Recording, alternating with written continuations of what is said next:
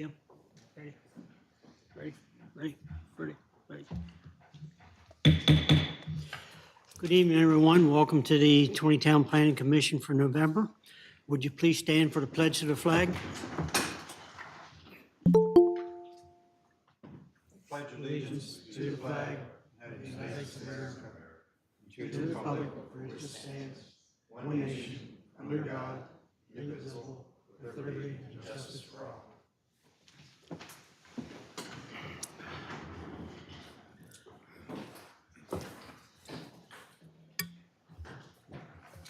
Let the records reflect the members of the commission that are here this evening.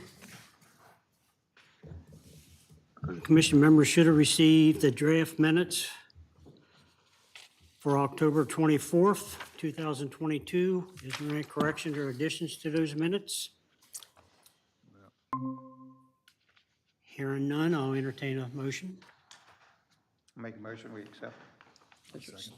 Okay. Motion made by Mr. Myers. One second. All those in favor of that motion signify by saying aye. Aye. Opposed likewise. Carried. Thank you.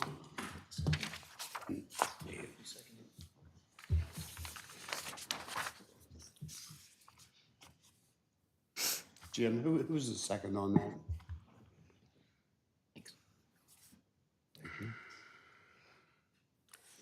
Bill. Okay, delegations and action items for tonight, the Sewell property, concept plan presentation. Would Darrell or Jim, either one of you lead us off on this? Sure, Mr. Chairman, the this is concept site plan presentation. There is no action required tonight. The gentlemen are going to just talk about what they have as a concept. So with us tonight is Marty Hackett with CLSI, and is Kevin here? Okay. Okay, and Clark Schaefer. Okay, sorry. Okay, So gentlemen, if you come up to the podium, please. Anyone that will come up later to make a comment, please sign the sheet. since we have a pretty good group, would you please keep your comments as brief as possible and to the point? Thank you. Well, if I could add, just while they're setting up here, so sequence-wise, after the engineer hears any feedback this evening, they'll be developing a community village application for the mayor and council. So it will be up to the mayor and council to designate the property as a community village if they see fit. At that point, the developer will be able to return to the planning commission for consideration of concept approval, but we're still a step away from that. Okay. Gentlemen, would one of you like to start off? Yes, sir. Marty Hackett, CLSI, we're the engineer land planner for the project. I'm Clark Schaefer. I'm the lawyer representing the property owner and the developer.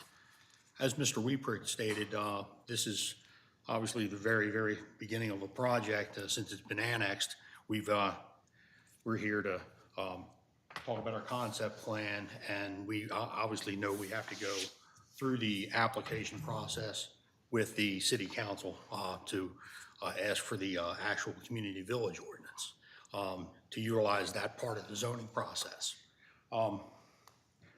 The plan before you tonight has a combination of single-family detached homes and some carriage homes, which are also, the fancy word for duplexes. The particular property is obviously right off Harney Road, and we have the two main access points off of Harney Road. One of them is satisfying the comprehensive plan, which has a master plan street on it, and that is the street that's shown at the very bottom of the property, where it goes through, and there's no access points as far as for residential purposes, and everything else is internal. We're proposing a small clubhouse, pool. Looking at doing, probably bocce courts and stuff like that, and be areas for the people to congregate and meet in a couple locations, gazebos and pathway systems, and obviously there's sidewalks going to be on both sides of the streets. And we're really here to answer any comments or questions you may have. Anything you want to add, Clark? Well, I'd just like to say that I think everybody from our side involved in the project realizes this is a long-term project. We anticipate proceeding through your process. We've been annexed, I'm sure you know, and we're zoned. Now we need to see if we can go through the review process to get that or something like that approved. Now, we're not coming to this blind. I mean, we've looked at this project, obviously, and we believe and know that it complies with at least the basics of your community village zoning designation. And that's a designation that gives a lot of leeway to the town in terms of its review of the layout and et cetera. As Marty says, we were told early on in the process that there's a master plan street that's planned to come through this property and eventually hit 140. And we asked this commission, maybe not, some of you may not have been on the commission, but we asked this commission, hey, do you still want this road? Because we were like, is this gonna be like a bypass, or, you want it? They go, yeah, we want it. We want it available, and we want it built on your dime as part of any development approval of the Sewell property. So that's what's shown here, which would be, if this development is approved and goes through, that road would be built to collector road standards on the developer's dime. There are many other questions that will come up, and we've talked a lot about that, like who's going to own the internal roads? Would you want the developer to own it? The collector street obviously would be a public road that would be publicly maintained. What are you going to do with the open space? I mean, there's a significant amount of potential open space here. What's it, Marty, you have any idea of acreage-wise? I don't know exactly. All right, it's a fair amount of open space, conserved property. Would the town want it? We're not getting any indication that the town's got an appetite to take that over and make it a park. But if they did, that could be, that could be done.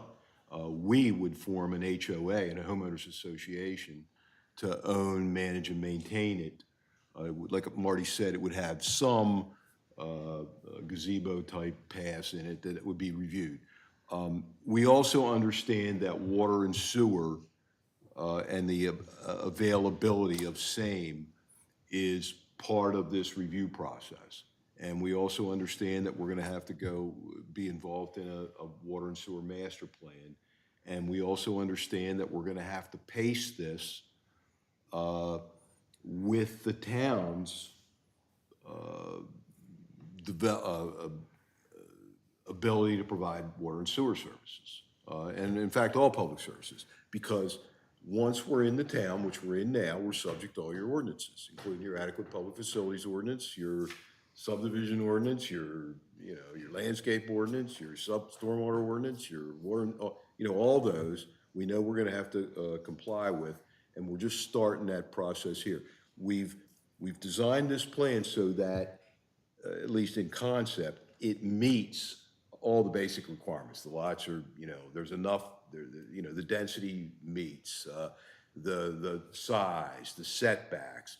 We're trying to, obviously, the developer and the owners want a vibrant, working community because they want to sell, when this starts developing, they want to be able to, people say, yeah, I want to live here. This is good. That means driveways, garages set up so they will. This will be an age-targeted development as proposed, meaning that the units will have first floor master suites, and it will have first floor living arrangements. But there will be more space. There will be a second floor or a loft, meaning that we anticipate that the majority of the purchasers will probably be the empty nester types. You know, I don't know, the developers can talk that language, but you know what I mean. And we've got, once of our, Marty's got a bunch of, you know, just talk about some designs here, which we can get into either now at your, whenever the appropriate time is to get into that in your process. We understand that architectural review will be part of the town's review. We understand that there'll probably be, what are those things called, Marty? Form books or design guideline books, or what do they call them? Probably there's gonna be architectural type control book, you know. You know, most, I don't know how new it is, but there'll be a book that we'll produce, a booklet, that'll show architecturals, and you'll approve it or not approve it. It'll show things like the number of windows, the length of the driveways, the architectural stuff like that. So all that we understand. This is our first step in a long process. And this is the concept that we've come up with, Marty and CLSI, to try to meet this. Oh, one thing I forgot, I'll shut up in 1 minute. We also understand that traffic will be looked at heavily here. We understand that there'll be a traffic study required. We understand that there will be improvements discussed to public roads. We also understand that the intersection of Harney and 140 is a concern and needs to be addressed. This is going to put a significant number of trips into that. You know, there's already a significant amount of trips into that intersection, but this will add, and therefore, under your adequate public facilities ordinances, we will need to address that. We've looked at that preliminarily with State Highway, and we believe that can be addressed. We finally, we think that this collector road and this development coming in a phased fashion will be a plus to the town.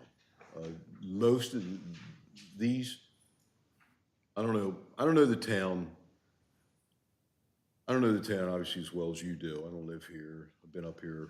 I've been around for a while, and I've been up here with various zoning cases. But most of the towns that I've dealt with in Carroll County, my opinion, they crave developable land that's close to their downtown, fairly close, because those disposable incomes and people and rooftops are what will contribute, we believe, to a vibrant community, a community that grows in an orderly fashion. We think this is part of that plan, and obviously the town has agreed with that, at least in concept, that this is this property was listed in your master plan as future annexation, future development, future residential zoning. You know, this is not something that we came up with, you know, and just said, hey, let's take a farm and, put a bunch of units on it. This was in your plan. It was shown as a future growth area, and this is the first step. So appreciate your consideration of it. Okay. Maybe I'll just start out by asking, do you have a time frame? Are we looking at something 3 to 5 years, 5 to 10 years to finish it out? And secondly, are we doing this in phases? Yes, sir. It will be done in phases. It will be phased. I think, we're thinking, to the extent, and we've thought about it, 3 years to start, and then a development period over 4 years, 5 years. At least. You know, It's obviously the absorption rate, depending on the market with, the amount of units are there, you're looking at, it could be anywhere between I would say conservatively a 5 to 8 year project under construction. I mean, you see some that are very similar, I guess. You know what it took for Carol Vista to get through the construction process. You're seeing it with Meads, that kind of thing. It's not something that happens overnight. As Clark said, the project, the way it's set up, we set it up where right now, we've heard at some meetings that maybe the roads may be private instead of public, just so it doesn't burden the town with the cost of maintaining and so on. Similar to like Carol Vista would be, those are private roads. The developer is flexible, so it's really what the town desires. Normally, the master plan street would be the public road. They're all going to be built to public standards, just because you want the long-term, obviously, integrity of the road to maintain, so you don't want to have to build something cheap and then have to deal with fixing it, in a short period of time. So we're very flexible with that. And as Clark said, we've already started a traffic study on gathering background data and all. We don't do the traffic study ourselves, but we sub it out, coordinate with them to do that. The product, and like as Clark said, you're looking at the villa-style product, which is called a 1.5 story. It's a very similar product of what you would see in Carol Vista. The difference there is that's all retirement, age restricted, and this is called age targeted. And what it is, it allows, obviously, the market's a lot greater because you're not just restricted to 55 and older. And it also allows younger families that want to come in and have, lifestyle living with a community, with the pool and the amenities and all that stuff, the open space. That would be and again, it's a very similar product. And then the carriage home or the duplex type style would be very similar to these. They're just joined together, but we're only proposing, like some of the other projects might have 3 units in a row. We're only proposing the two together. And we're looking like 320? I think the plan has 322 on it. What would be y'all's minimum? Like, let's say, one of the promises made by council and mayor as they were talking about the annexation and everything like that was that the town wasn't going to see 300 houses built here. Obviously, you guys are proposing 320. What would be the minimum to make this a feasible project for y'all? As far as the minimum goes, I'd have to resort to the developer, the builder developer, and I don't know. I mean, under the zoning of the community village ordinance, it's basically the gross acreage times 2.8 in the R10,000 zone, which comes out, I believe, to 350 units is that. And that in the community village zone would be the permitted density, and then you have a conditional maximum density of 4.0 units per acre, which would obviously put it up over 4. We're probably around 300 minimum. It's hard to say for sure, but, and not only that, but you can't believe us when we tell you, because, we don't know what the market's going to be. Totally We don't know what concrete's going to cost. We don't know what asphalt's going to cost, but we're at 300 and a little plus. That's why we put 322 in here. And not only that, but we think it works. Okay. Yeah, so when I look at the width of the roads that you have in there, to me, it might meet all the requirements, but it really doesn't look like it's acceptable for fire and rescue operations. So I've seen this happen out at Carol Vista. So, the plans came in, I think they talked about it, then they built the road the same side, nobody changed anything.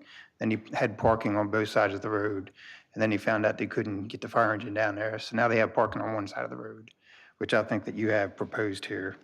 So my own personal opinion, I don't think that's fair to whoever lives on either side of the road. I don't think it's fair for you to park in front of my house and my guests can't park in front of my house. I mean, that's stuff like that is, I don't really think that's fair to the folks, and more importantly, the safety of getting a fire engine down there and being able to set up the ladder truck. It's just not enough room. So just an opinion I have there. Okay. Didn't I read something that there was going to be no parking on the street, it was be off-street parking? That's Garrett, that was the Garrett Ridge said that. Okay, This is proposed to have parking on one side. We did a plan that's in the package that showed where, parallel parking could be obtained. We also provided some, which are not, we proposed quite a bit of parking in some areas that are perpendicular parking. And that works all well with the private road system. We could still do it with a public road system because the town only really, they only own from the back of curb to back of curb. So where the curb, like any of these perpendicular spaces would go outside of the right of way, that it would be on private property. They would only maintain so we're really set up to do it either way. As far as the width goes, when we did Carol Vista, I know it was approved and it was supposed to have parking only on one side. That was the way it was set up, for the specific reason of making sure there's, the 16, it's a 24-foot road with the 16-foot maintained off the parallel parking for any type of emergency apparatus. But, and again, this is the very beginning, so we can all talk about that. So even if you have 16 foot for two-way traffic, I mean, that's not a whole lot of space to drive. If you drive up and down the streets here, it's, I understand, and that's done intentionally only because slows people down. that's correct. It does. And I don't know if there's been any accidents in Carol Vista, but most of the time, the travel speeds are slower and there's not as many.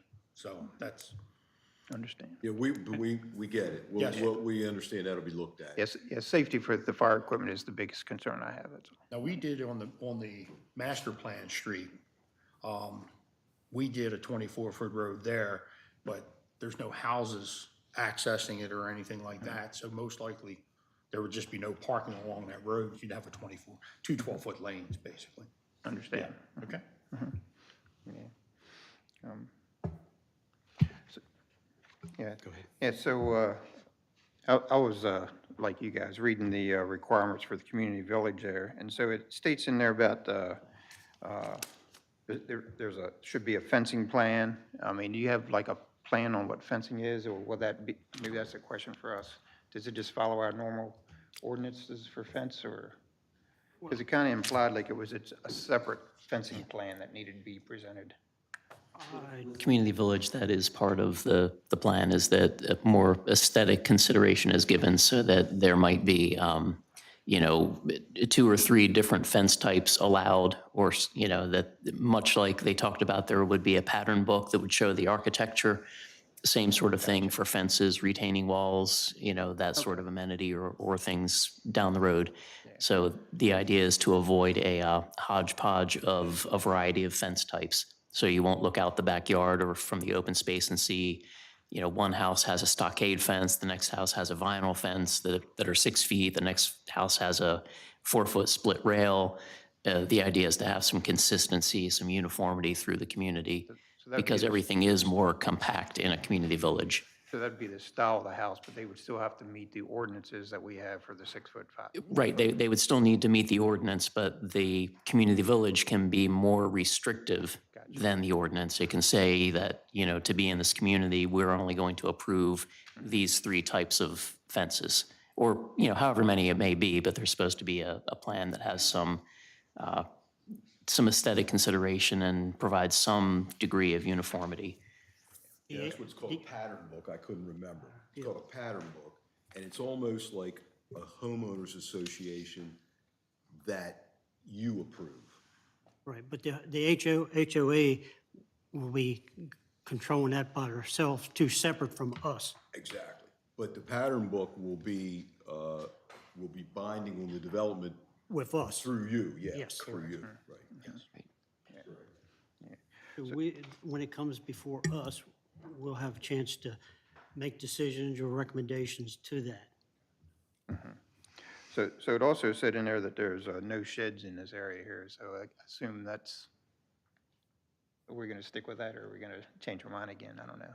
I think that's something that can be brought up later on, other than in what we're looking at tonight. since tonight is a presentation. Yeah, I just went through it and made a bunch of mistakes,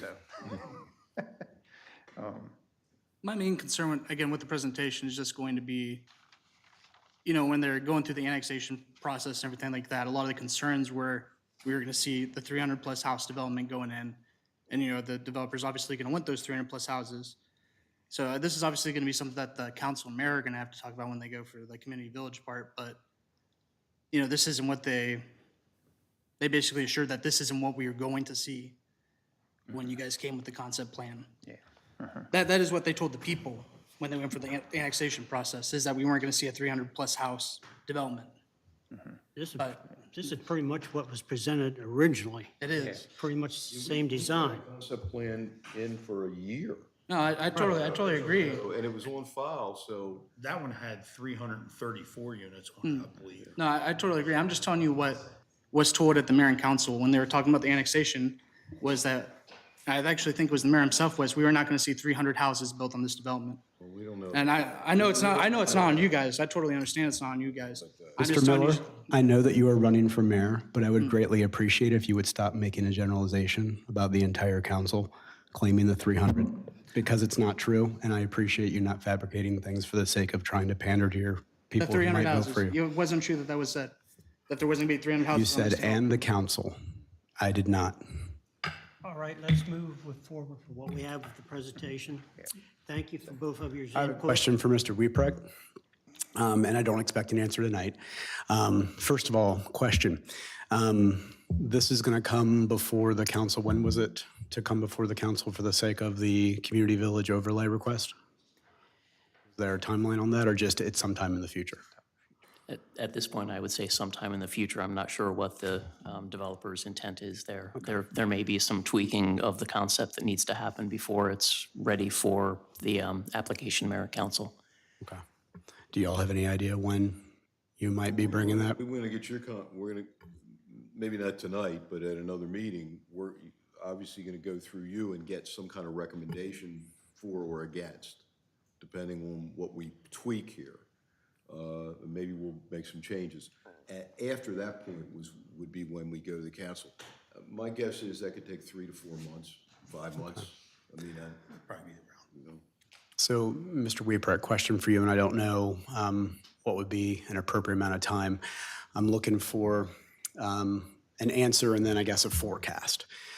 During the annexation talks, when we were talking about annexing the land only, there was talk about water capacity and sewer, and I forget which number was which number. One was 83%, one was 87%, and I know Carroll County and the state likes it at 80. I also like it at 80 or below. I know there's a lot of infrastructure work done, especially with the ARPA funds, and so I'm wondering, once again, this is homework, not something for right now. When might new numbers be acquired based on infrastructure work completed thus far? What's a forecast for, let's say, a year out, year and a half, 2 years out? And let's say all of this work were to decrease those numbers to, let's say, 72 and 75%. So we're below the 80 as a critical point. With Garnet Ridge being 50 units, this being 320, that's 370 as a possible development. So what's the estimate as to where would we be down the road if all of those homes went in? Will we then be up at 90? Because I'm not sure what would that look like in terms of units from 72% capacity back up to 80. So if that can be something on the back burner information, I think that would greatly help me as one to understand planning. Right, those projections are in the works as part of the triennial update for the water and sewer master plan. And at this point, they are largely projections because as several of you are aware, the mayor and council did just award 2 major projects that will have a big impact on the water and sewer, on the reduction of inflow and infiltration into the sewer collection system. And that's where a lot of our capacity goes right now. But those projects were just awarded, so we'll need to wait and see after they're in the ground what it does for our flows to really have data as opposed to projections. Well, maybe just to tap a little bit on that. At what point would we look at the adequate public facility ordinance And also, how does that fit in with the amending the water and sewer plan with the county? I mean, whereabouts does that take place? So the adequate public facilities ordinance is a component of the preliminary plan stage. So when the engineer gets into designing the stormwater management and, gets into all the nitty-gritty engineering work, that's when we take the first measure of the adequate facilities. Okay. That is cycled through a second time at the final subdivision stage.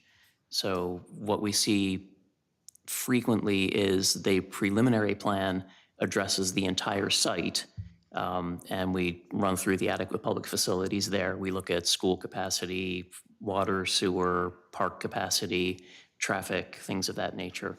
And then that's usually done for the entire site.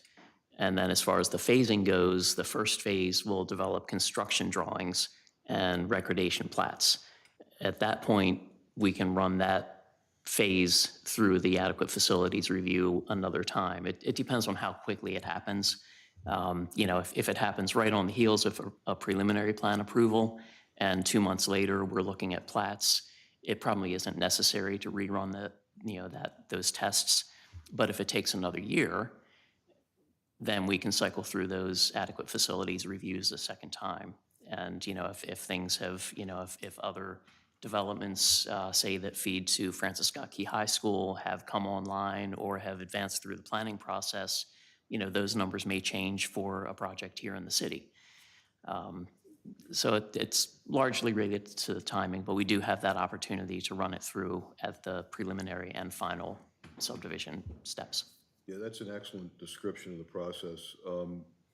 But, and an excellent question, but the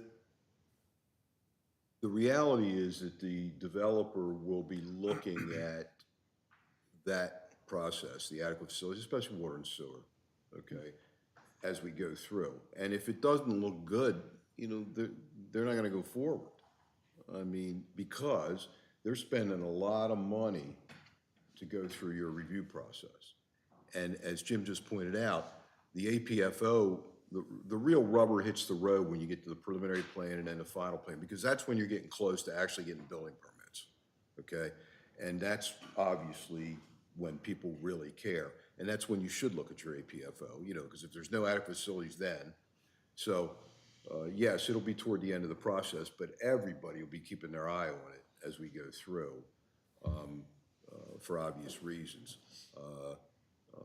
The town's got challenges as far as water and sewer, and they're gonna have to allocate. And, the bottom line is that we're gonna have to meet all your requirements, either now or then, let's say 3, 4, when we get ready, 3 years from now or 4 years from now, and we're ready to go. If we don't meet them, we're not recording and we're not selling. It could be a year delay. It could, because sometimes that happens. Could be 6 months delay. But these projects they're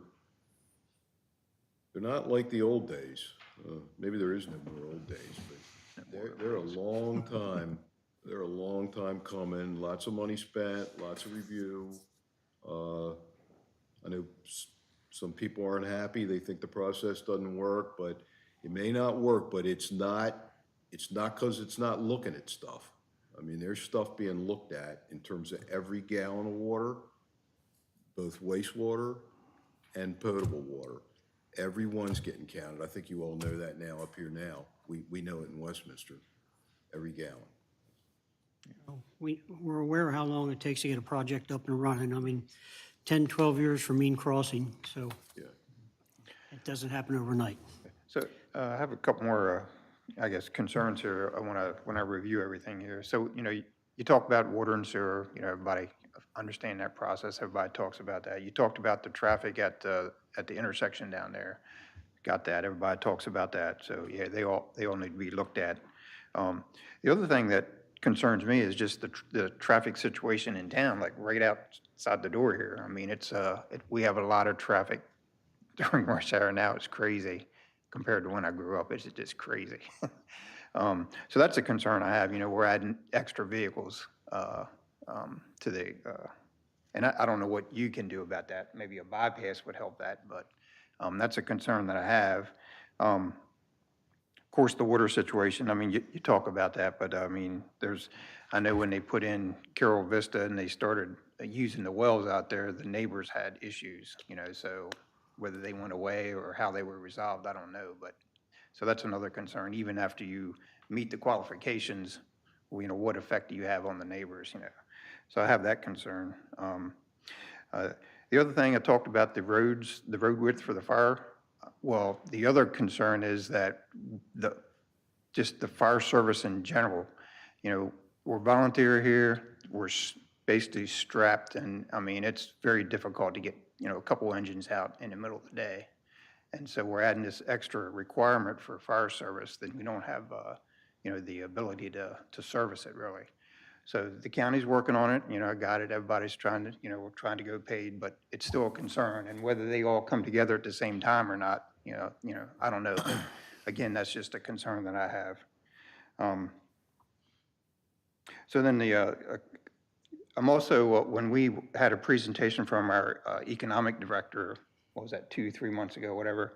So what I heard from him was that we should have businesses in town before the residential development.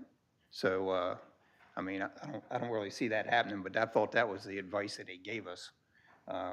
So that's a concern that I have. And then, I'm kind of new to this. I'm reading the books on what the planning commission is supposed to do and everything.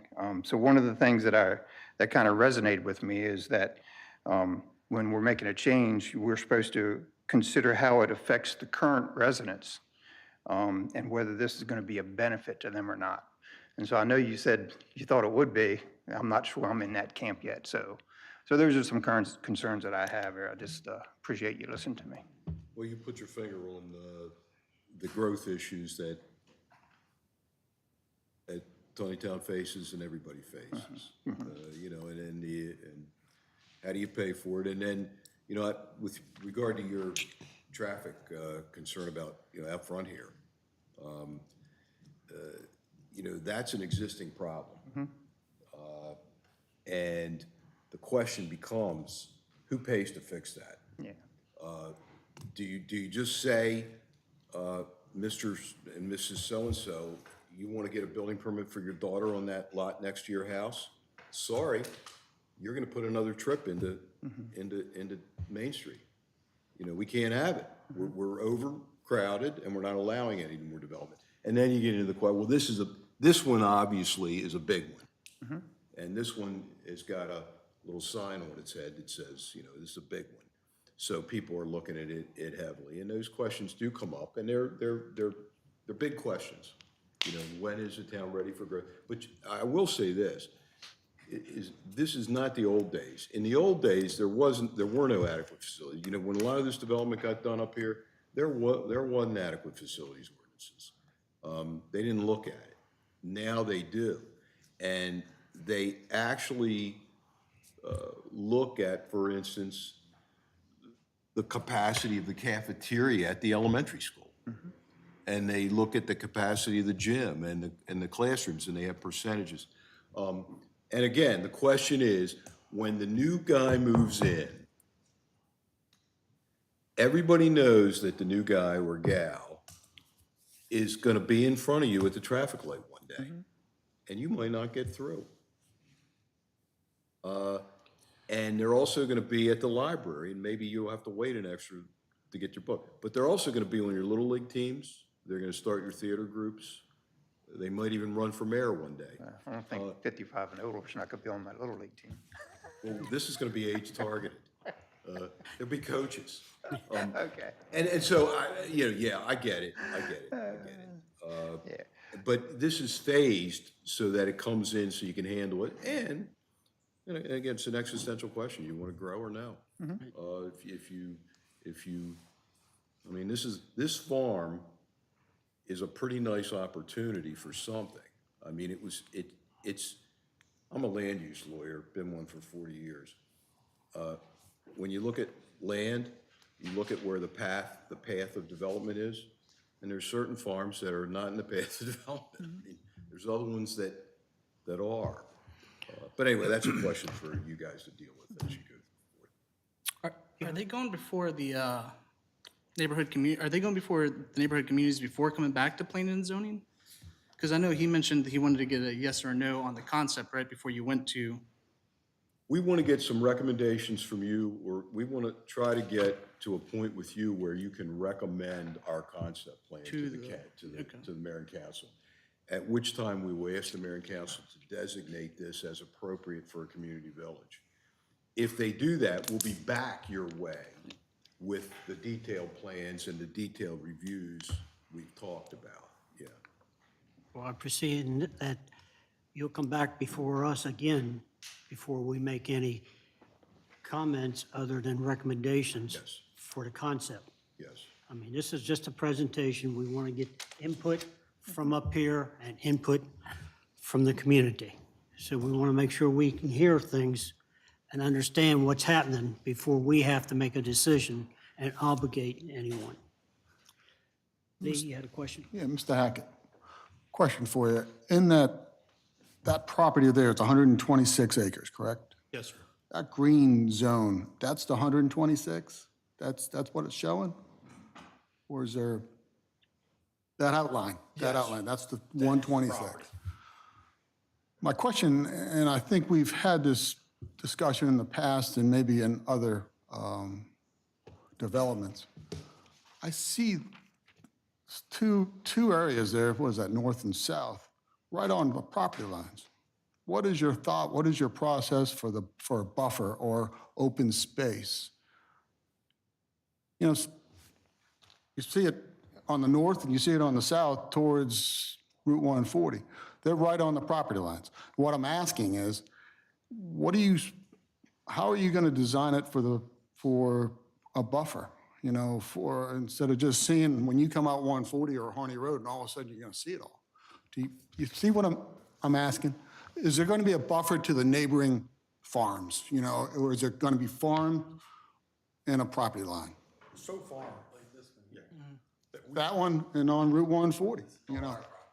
Them houses are going right up beside our property. I'm just asking, Mr. Hackett, and I think we've had that issue with other Yes. developments in Taneytown. You know, I've lived here for almost 40 years now. Yeah. And I think we should address it now as you're in front of us, and I think it should be looked at from your We company. can certainly do that. And it just, you see what I'm saying? Instead of just plotting those houses out in the property line, then it's a beautiful farm on the other side.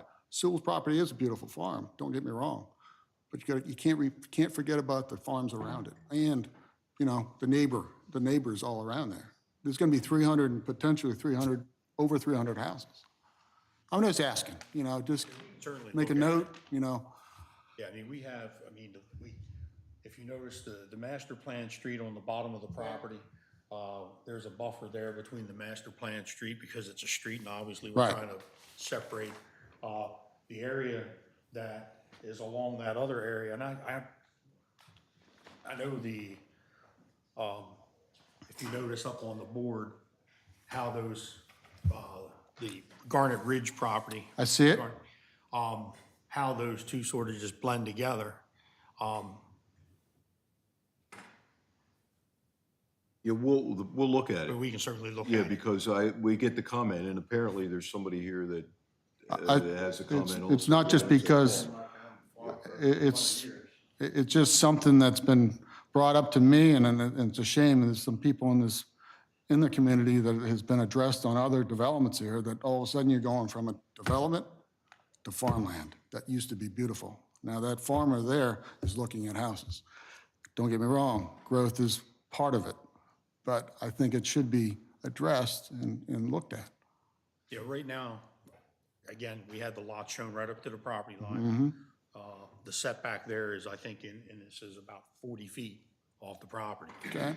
The area to the back, obviously, some of that green space toward the top part of the. Sure. That's all floodplain. Okay? And that floodplain continues on, obviously, to the adjacent properties. And I believe part of your farm has the floodplain on it. Yeah. But we can certainly look at it. Sure. I think we had the same situation with Meads Crossing Yes. and Angel Road. Yes. That there was comments we needed more of a buffer. And I agree with you that that's something you need to look at. Yeah, the houses, like the ones that are at the bottom of the property up against, that run parallel to 140. 140. You know, those are, my guess is 1,500 feet away. Okay, The roadway's 1,500 feet. Some of those properties are zoned commercial. okay, But like the one that's located just directly where the master plan street's going on the bottom side of it. right, right. So, you know, again, we can certainly Yeah, take a we'll look look at at it. it. We're We familiar agree. with it. 'Cause We know that it's a problem for farmers when people go, what do you mean? Yeah. You know, you're fumigating it, you know, at this time of year, I'm having a party, you know, Good point, Bill. We've, We want to make it look nice instead of just plotted in the middle of a piece of farmland. so running along Harney Road, we got the green space there. That's gonna be, we're gonna be doing berming, landscaping and all that to try to, you know, sort of shield, try to keep it more of a scenic byway of Harney Road. So they're not just, you know, looking at the backs of houses, there'll be berms and landscaping. And some of that, obviously, the details of that, whether it's gonna have, you know, a white vinyl fencing along it with landscaping on both, that's all part of the review and I think you didn't have the figure, but you said out of the 126 acres, house-wise, how many acres is used in that, of houses to open space is left over?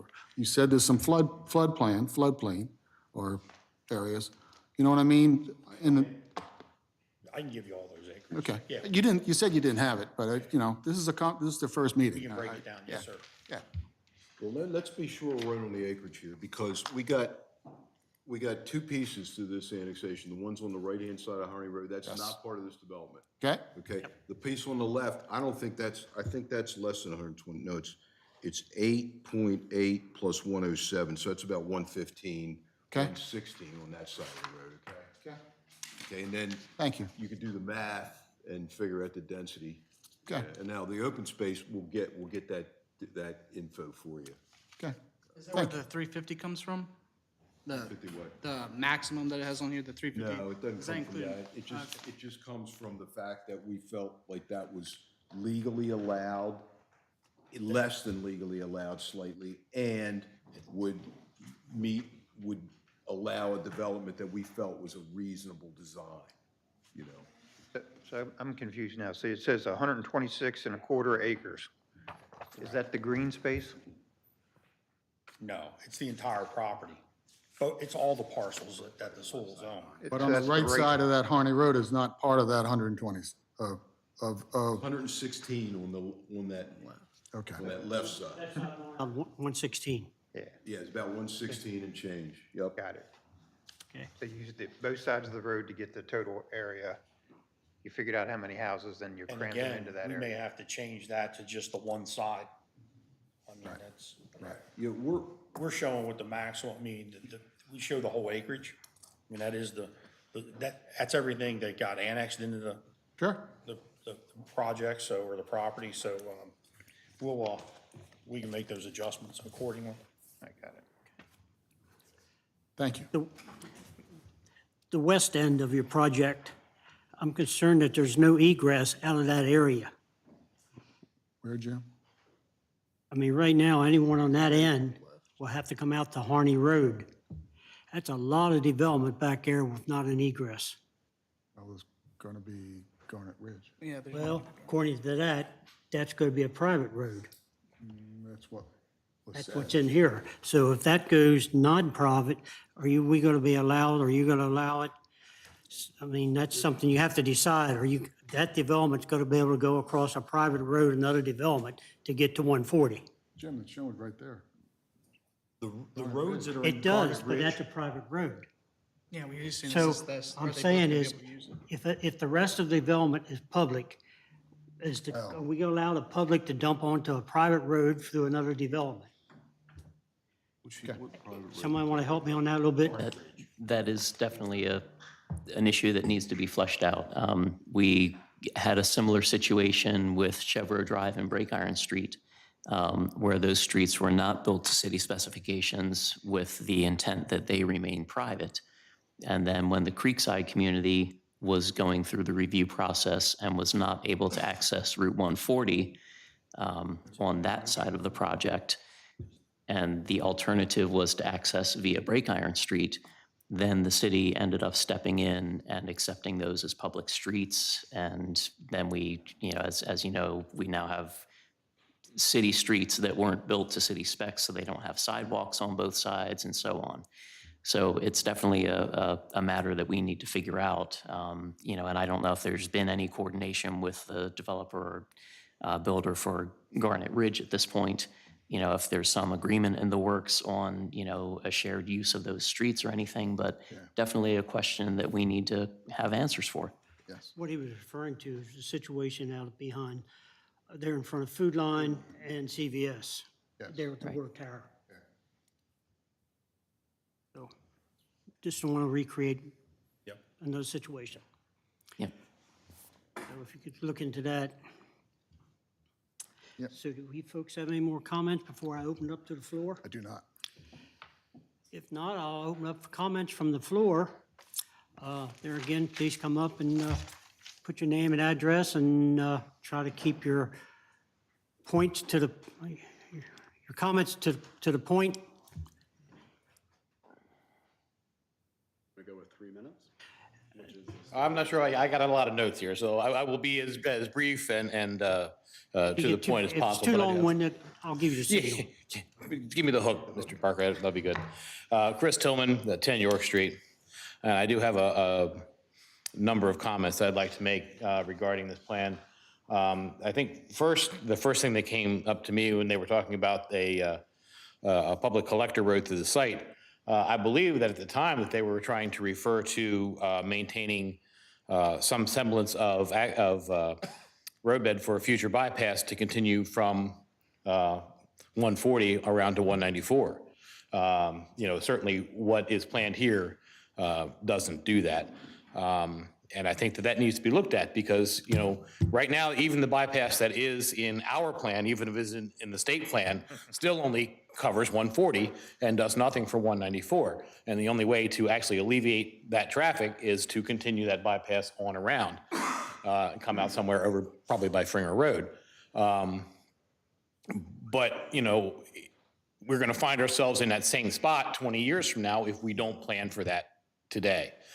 So that I think is what was intended there.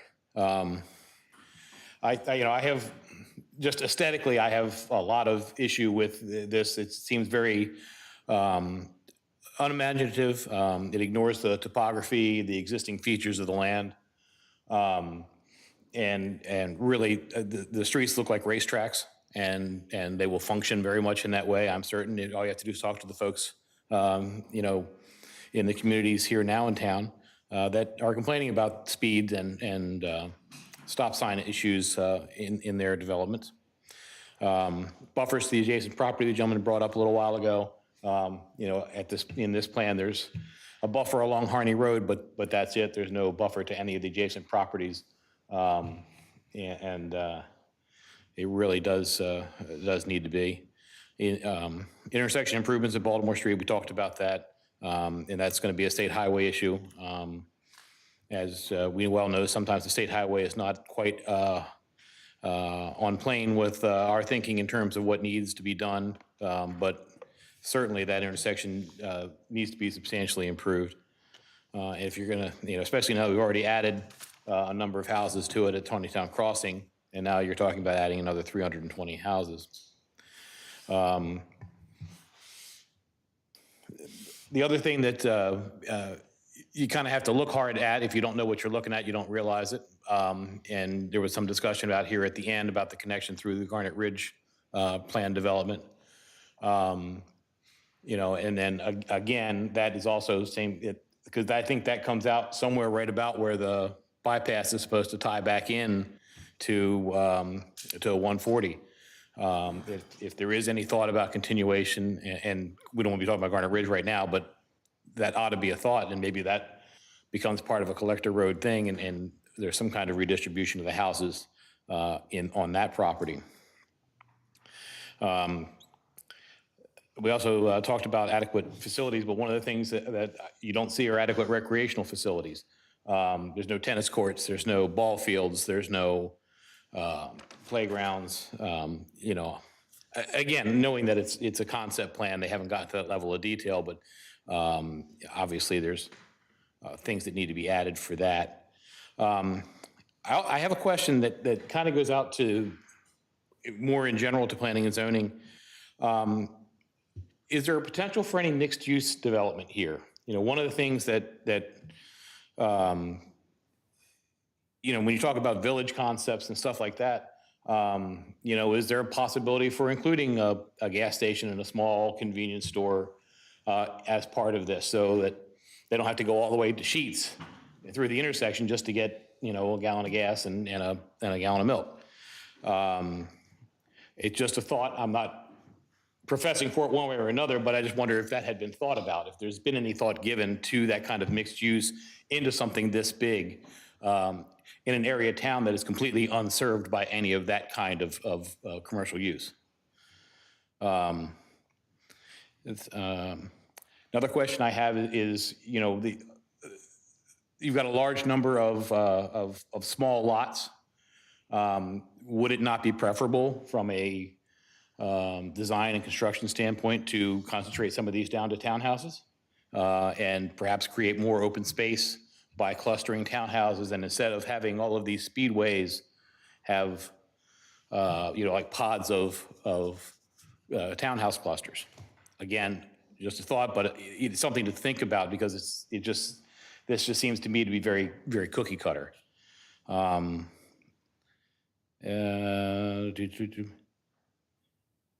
know, we talked about the APFO and making sure that adequate facilities are there, and that includes, like I say, fire and police, as well as water and sewer, as well as traffic capacity through the main intersection in town.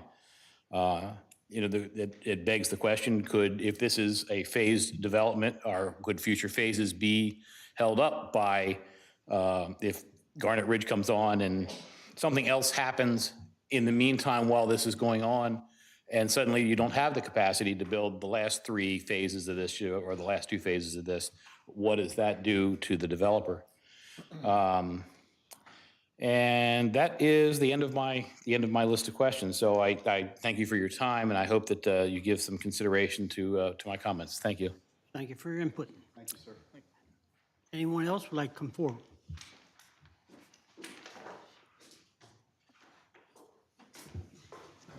I have something I wanted to give you copies of. May I pass them out to you all?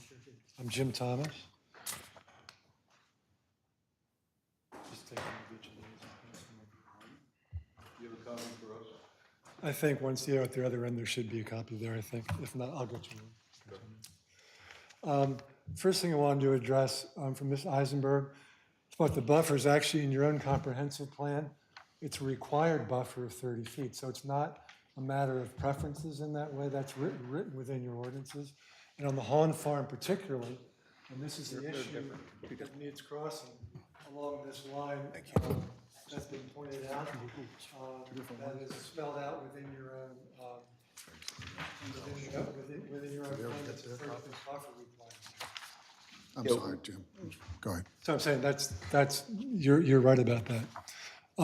He said it was 40. So what I handed you was just a comparison of the original sketch plan with the latest concept plan that's presented tonight. And you can see from the original plan the changes on the west end of the property here. I superimposed the existing tree line on the property on both those plans, but you don't see, well, I guess it's sort of implied tree line. So in the sketch plan, you could see that this was shifted way up this direction. There was a footpath coming here that wrapped around the property, tied in with the creek to provide a nice footpath along here, for example. So with this newer plan now, there'll be more woods that are going to be cut down.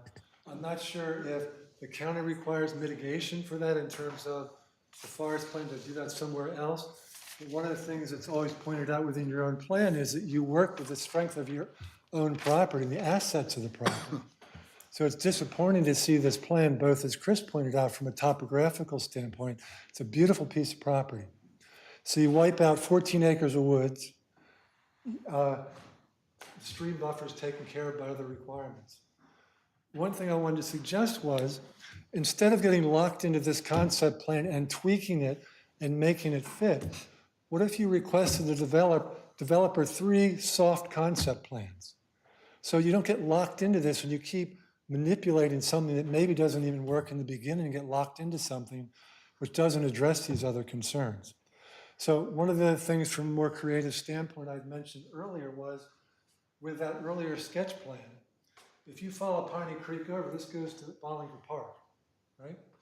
Also, if you're aware, by 2025, the county has plans for a rails to trail designation at Angel Road up to they purchased land on the Pennsylvania border for a 6-mile rails to trails equestrian trail.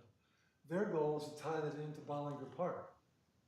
So what if there's a system here? Because one of the things in your own plan again is how to get pedestrians downtown on foot or by bicycle. That is in your plan. There's no concept plan over the whole town to address that, much less you have this great opportunity to do these things. Tie in Bollinger Park, a linear park here, tie in the rails to trails to Bollinger Park, and from an economic development standpoint, it's crucial to get that rails to trails downtown. Because you can look across the nation where there are so many economic development opportunities when those rails to trail systems are terminated in the town in terms of restaurants, bike rentals, and repairs. So again, there's all these opportunities that are totally being missed, I believe. So I think if you take one step back, request other soft plans, and it's very good, don't worry about your ordinances yet. Just try to get a concept plan that maybe has some creativity and uses the strength of this property, and then start focusing now. If you do that too soon, I just think you miss, again, these tremendous opportunities for something really much more creative here. The last thing, and this is a question for Jim, I think, and maybe what Chris addressed, in your update of the 2020 comprehensive plan, are there things that will be changed in that which will apply to this development in some way? Because now we're basing these decisions, I'm assuming, on 2010, and I don't even know if it's what that means and what the implications are. So that's part of what tonight's conversation will be on is one of the recommendations in the 2010 plan was a review of zoning and development regulations. And we'll be talking, we may not get to that this evening, but that's part of our update of the Chapter 3, where we review the recommendations from the 2010 plan, kind of measure where we are in regard to those recommendations and whether, if we didn't meet them, are they still recommendations that we see as beneficial? So that's part of our conversation with the update. So I suspect I won't be surprised if there continues to be a recommendation to update development regulations. So basically, it is possible that if those recommendations are continued, that will impact this process. Is that fair to say? I think that's a different timeline. I would imagine that depending upon how the mayor and council receive a community of the village application, if this does end up with a concept formally submitted for approval, then it would be governed by the regulations in place currently or at that point in time. So even if a development regulation was changed a year from now, if a project is already in the pipeline, so to speak, they'll be subject to the set of regulations in place when they came into the process. So lastly, and this is from my involvement in Meads Crossing related to the village concept plan. As many of you are aware, besides the change in the density requirements based on the lots based on the total acreage of the property versus the buildable acreage, which would reduce, as you were suggesting, Chris, would reduce the number of available lots. And then there's the negotiations that occur in that process based on sort of a tit for tat where the town allows this increased density in exchange for certain amenities. And so what happened in Meads Crossing is basically that the developer was given the increased density, but didn't require the developer to follow up on any reciprocation on what was supposed to be included in that agreement. So I just want to make sure as you all negotiate this, you're aware that there needs to be a conversation about the things you want to see that can be traded off in that way. I know it's up to the mayor and council, but with your feedback on things that you want to see put there that are important to you, it will be part of those negotiations. So, thank you very much. Thank you. Anyone else?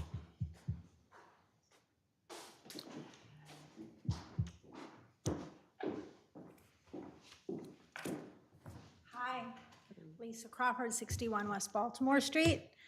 I think that, again, and I don't know how much of you know about Jim, but not only is he an acupuncturist and conservationist, but he started out as an architect.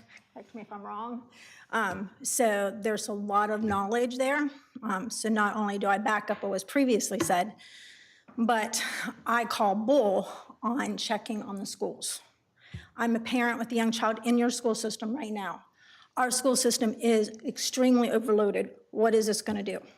And don't tell me they're going to give us more teachers. It's a bunch of bull. Our middle school is so undersized, there is no way. The teachers are stretched. There are problems with the children that they have to deal with that they should not have to. And not everybody can afford to send their kids to private school. So my child is currently going to Elmer Wolf. I signed off on out of district for him, so I drive him. It's much calmer school. There's not a lot of building out Union Bridge at the moment, so they don't have those worries. And it is amazing the difference in how the teachers are able to teach at that school versus Taneytown.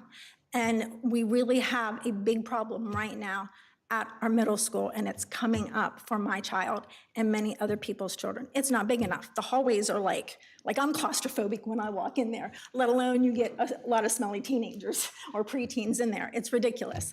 This concept is not taking that into consideration at all. By the way, I rode my bike here. So I love that he brought up the bikes trail because where I come from, we had one of those. Again, that's not being taken into consideration. Once upon a time, I was on the Parks and Rec Committee. We had talked about bikes and trails, and we have. Every spring, summer, and fall, we have a biking group that meets down at Union Memorial Park. They come past my house, they go through town, and actually it's funny because my late husband and I, we had a 5-mile route that we did after we had the kids to lose weight and stay in shape, and I had little one on the back of my bike, and they took over my trail. You know, we'd pass each other and wave. That's not being taken advantage of either. The biking is, it is proven that it brings business to downtown communities. We have new ones. We have a lot of others in the works from what I hear. I'm disappointed that so much is packed in to such a little space. And I'm very curious, and I called to know today, and it was too last minute, so I didn't really expect an answer back. But when it comes to traffic lights, I mean, the last study was crap. It was done in the middle of the day. It was not done in dawn times. I live at 61 West Baltimore Street. I'm fairly aware of the backup. I'm thankful I don't live at this end. The backup is even worse during the day. So who actually, is it the developers that pay for that to be done? Is it the state? Is it the county? Is it the town? Who pays for the traffic study? Where does that come from? So the way that's supposed to work, and that's something that I'd hope to talk to Mr. Hackett about after offline, the developer funds the traffic study, but it's the traffic engineer is the choice of the city. So seems a little we get to convoluted to me. choose who we hire, and the developer pays for it. Okay, so in choosing that, how much do we have to say about when those study times happen? Because they certainly did not happen at appropriate times for the last 2 construction projects. And when we get to that point to be talking about a traffic study, there's also a review of what intersections are going to be studied in there. So And at what time of we day? have some say on. At what time of days? And they look at it peak hours. That's pretty much standard, is they look it at wasn't AM and last time. PMs. It was not done at peak hours. They're not only required to do it on certain days, they're required required to do it in certain hours. Schools are in session. And I can tell you that they're not allowed to do it when schools are out of session. I can tell you that just recently, I had a client that did one, that according to all the scoping, you know, you must do it on these days, you know, da. It came back and the government said, and this was Carroll County, they said, we don't think it's good, too low, COVID. You know, do more counts. So it's not a random thing. Now, It seemed to be last time, because I came up and I questioned, it wasn't during one of the planning sessions, but it was during a city council meeting. So that's why I'm bringing it up, because I questioned them thoroughly, and it happened to be done in the afternoon, not at peak hours, not when the trucks were going through from working, not when the city school buses were going, not when people were coming out from work. In fact, Daniel Haynes, he mentioned to me, oh, well, it was showed that there's not that much traffic. I live down there. Yes, there is. So it was done at a non-peak period. So that's why the question's coming up. That might be a requirement, but that's not what we saw happen in the last development. So how do we make sure that happens with this, and who's held accountable for that? Is it the developer? Is it the town? I don't know how the last one was done, so I don't know. But yeah, I can tell you that there's requirements on it. Yeah. When time comes for that interview, we'll make sure, we'll make comments to them, right, Jim? Yes. So it'll be addressed. It's There called will be a there's scoping exercise, right? And at the scoping meeting, Jim and his consultant, if he has one, they scope the traffic study. They tell which intersections need to be looked at. They tell when the counts need to be taken. And it's given that they're taken in peak hours, but the one thing that they can say is, we want Saturday counts too. And, you know, it's a whole engineering, I mean, it really is people poo-poo them, but it's a well-developed system to evaluate traffic and its effect on intersections. I think people might say, well, the government doesn't take them into account the correct way, but the engineering is pretty good. You know, they count. Well, I questioned the engineering extensively. He got up at the council meeting and I questioned him. I think Jim was here when I questioned him what time hours it happened. Because, and again, one of our council members referenced back to that study and said, oh, we're fine. No, we really are not fine. And he actually referenced back to the last study, and I referenced to how it was done because I was here and I asked extensive questions. So I understand that's supposed to be set up a certain way, but how it's set up and how it's done can be two different things. Understand I what also you're saying. understand, thank you. I also wanted it to be noted, and I had said this before, how it affects agriculture around. I know that when the senior community went in, there was ag land around that. There are some that are still having problems. I helped out an elderly couple. They had 2 horses. They had 3. You know, people come in from the city. Ooh, there's a cow. Ooh, there's a horse. And they kill them because they come up and they feed them right along the side of the road. And I actually well, I didn't chase. I won't put it quite that way.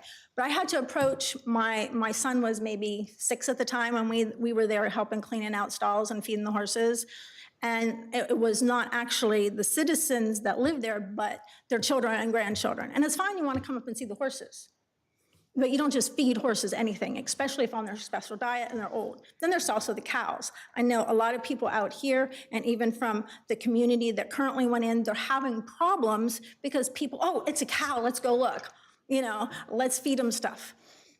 You know, is there anything the town can do to place signs to help protect the agricultural that is still going to be around that area? Because not only is the water and draining of wells a huge concern, but also an ag. And I had a city council member tell me, we have enough agricultural around here.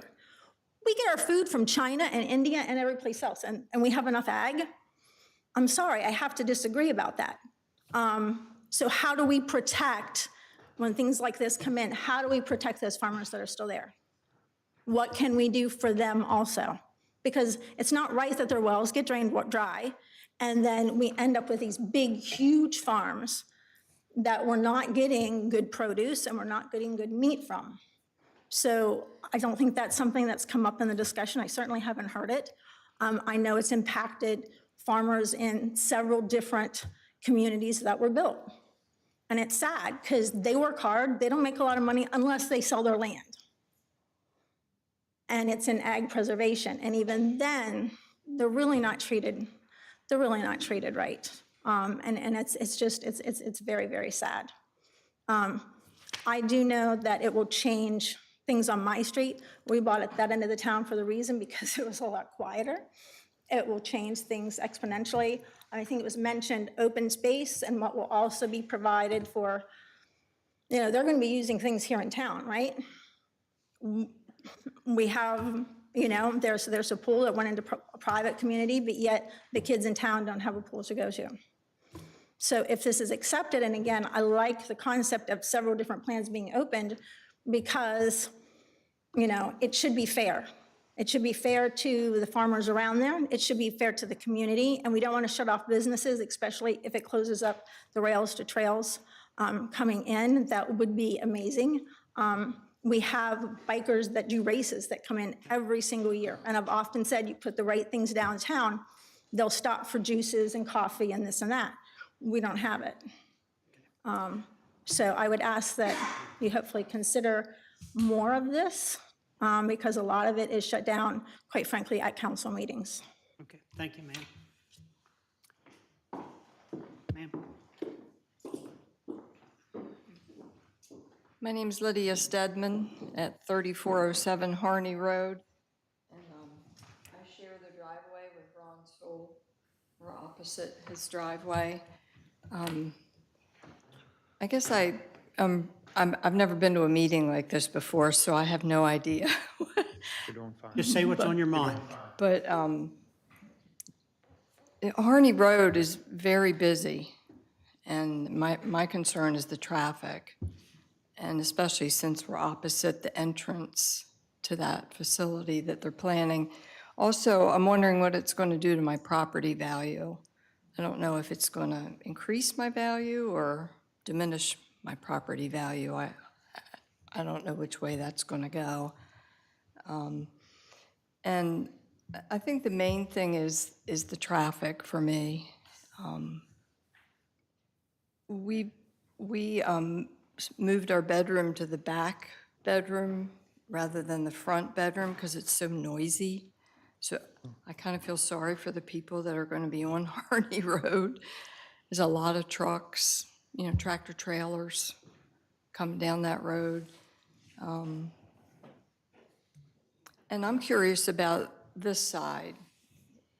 Are there any future plans that include that side? I know it's not in the concept here. There are no future plans. It'll be owned by the Sewells, and then they'll see what they do with it. They're not going to farm. They're not going to have a Christmas tree farm on it. I know that. Yeah. Okay. Thank you. All right, thank you. Just where does the speed limit change going out Harney Road? Does that change after Souls from 30 or? I think it's Alexander's, is that where it changed? Goes up to what, 40? 40. Well, they give us 7, we take 12, I understand. Yeah. Okay. All right, anyone else? Do I have to see another hand? Harry Mead, 102 Baumgartner. I just kind of wanted to reiterate a lot of the things that have already been said, kind of. It does kind of look like just another cookie cutter thing. It's like when I was looking at Mead's Crossing when I moved up here, but I ended up moving into earlier in Baumgartner. The same sort of houses all smushed together. We have a clubhouse, and that sort of thing. So it just seems like it's very much the same old. So I kind of like some of the ideas that were coming up about maybe doing something different, doing more mixed use, doing something along those lines. I think the biggest issues are going to be infrastructure all around. A lot of the people in town, we don't have anything beside the specialty shops and some basic necessities. If you're going for doctor visits, or if you're going for any of the other things that you may be doing, you're going through the middle of town and you're going to Frederick or you're going to Westminster probably. I mean, maybe up to Gettysburg.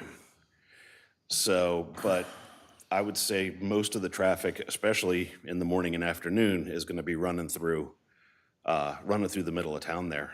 And depending upon which way GPS has me coming home, I come through there in rush hour, and I can be on 194 coming north. I can be backed up all the way past all the businesses there, past the fork, and all the way back. And it just kind of creeps along. But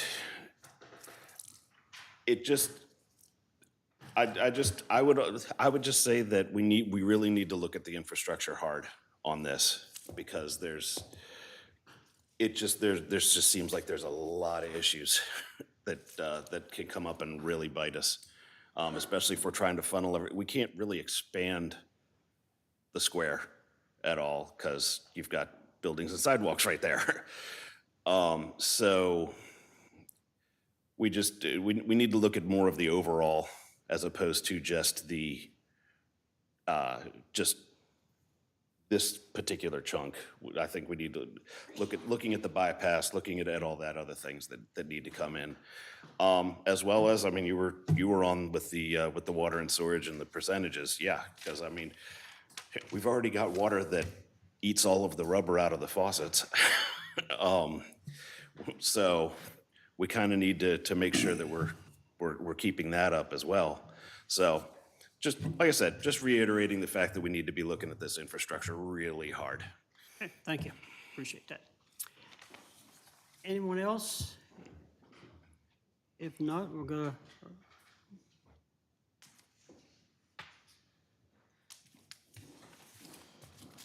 Hello, John Alexander, representing Mom. That's Mom's house right here. I didn't come prepared. I'm not a public speaker. It's difficult for me to do this, but I can't see any benefit out of any of this. No one's said how well this is going to support the community. It's going to impact the community negatively all around. Pollution, light pollution, traffic, of course. All this property drains to the creek. This eliminates half of this wooded area, this dense wooded area. So wildlife is going to be displaced. I just don't see any benefit out of this. Please take that in consideration with voting against this, unless it's already passed. So. Okay. Thanks for your input. Yep. Anyone else? Anything from the commission? I'm good right now. I'm good. If not, I'd like to thank you folks. Thank you. For your presentation this evening. Thank you. We'll take all this stuff for advisement. And thanks for the community for your input. And you're welcome to come to any of our meetings.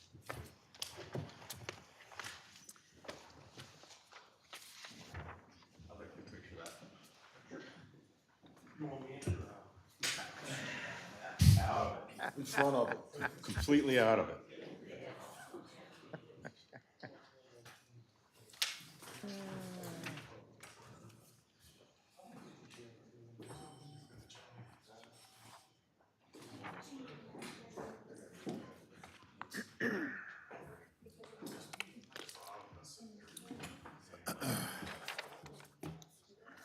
I definitely could use cold water. There you go.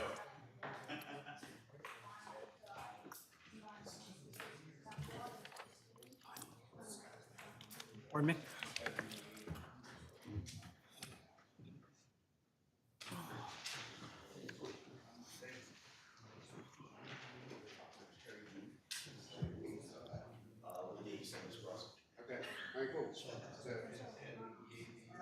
On with what's on the agenda.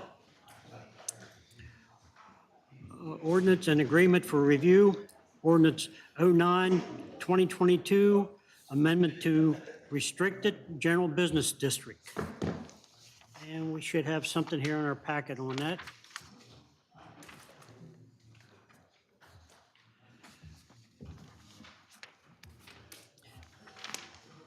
Jim or Daryl?